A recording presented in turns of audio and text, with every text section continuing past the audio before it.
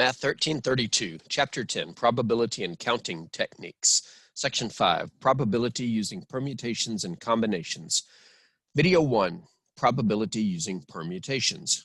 Before we get started, if you see me take a drink, it's just root beer, I promise. All right, so this section's not going to have that many videos. I only plan on 2, as the title of the section implies. One video will be probability using permutations, and the next will be probability using combinations. Maybe the hardest part about these 2 problems is remembering which is which. So just a reminder, a permutation is an arrangement of objects where order matters, and a combination is an arrangement of objects where order doesn't matter. And remember, I have a gimmick for keeping this sorted out. The gimmick is the following statement. A combination lock is misnamed. It should be called a permutation lock because the order of the numbers matters.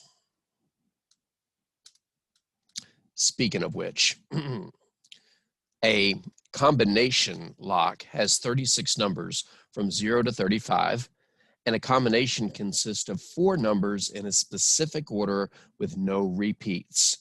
Find the probability that the combination consists only of odd numbers.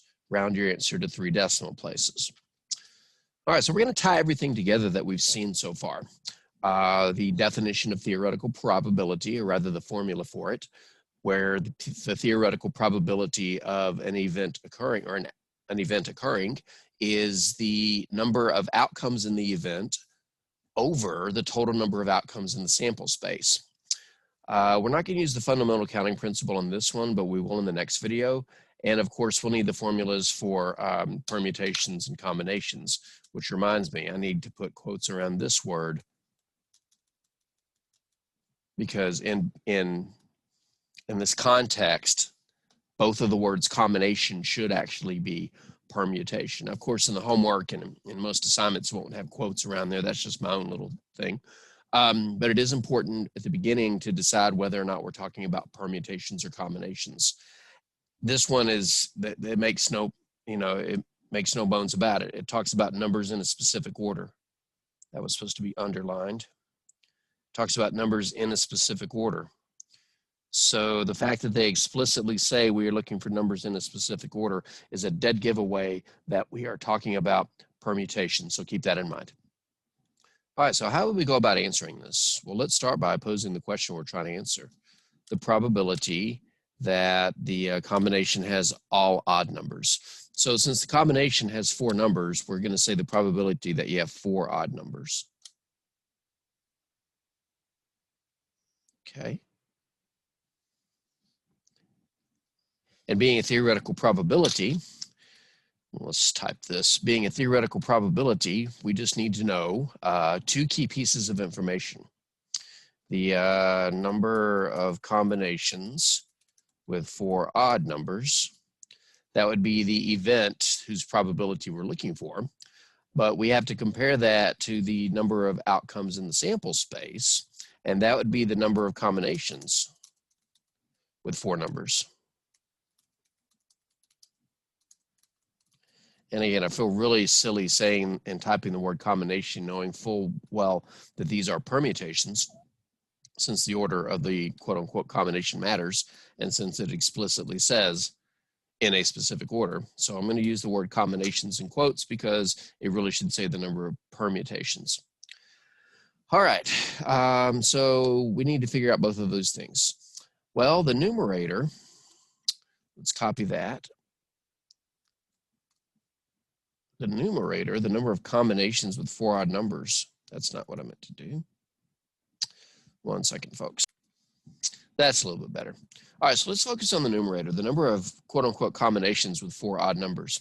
Well, we know that we're going to select 4 in a particular order, but from how many are we selecting? So this is going to be something P4.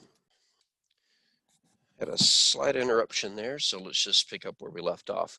We're looking for the number of combinations with 4 odd numbers. So we're trying to find the number of permutations. selecting 4 out of how many? In other words, how many odd numbers do we have to select from?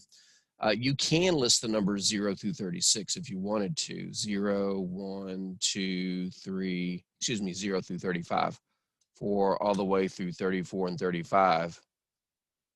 And then count the odd numbers, 1, 3, 5, and the next slash one will be 35.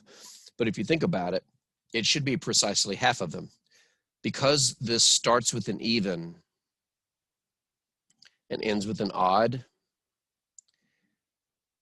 every even number is paired with an odd number and vice versa. 0 is paired with 1, 2 is paired with 3, 4 is paired with 5, 34 is paired with 35. So if you partition this into pairs by taking every group of 2 numbers, then it should be pretty obvious that half of these numbers are going to be odd.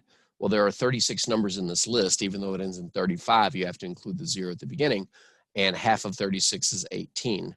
That means that out of the 18 odd numbers, we want to know how many permutations are there of choosing 4 of them.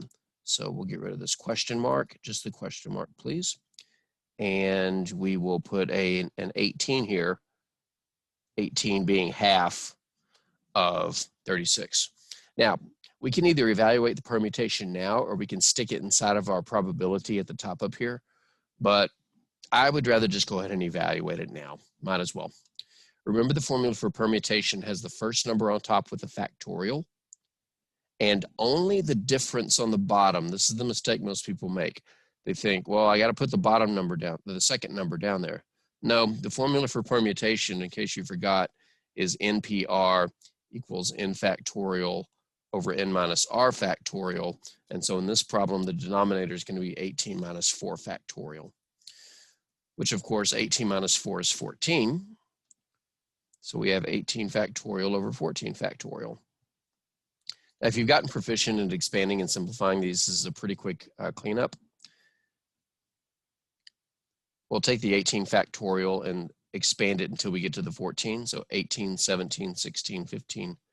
Then once we get to the 14, we can use some ellipses to represent the rest of the product all the way down to 1. Because in the denominator, we have 14 factorial. 14 all the way down to 1 will result in this massive cancellation, leaving 18 times 17 times 16 times 15, which is a problem that you should resort to a calculator for. 18 times 17 times 16 times 15 is equal to 73,440. 73,440. I'm just going to write that up here. 73,000. I believe I said 440. Yes. Oh, by the way, I want to share with you the keystrokes that I use on the calculator. I just assume that everybody gets efficient enough with their calculator that I don't have to explain things, but it's never a bad idea to show. Let me clear this. You'll notice I have a factorial button. I could actually do one of 2 things.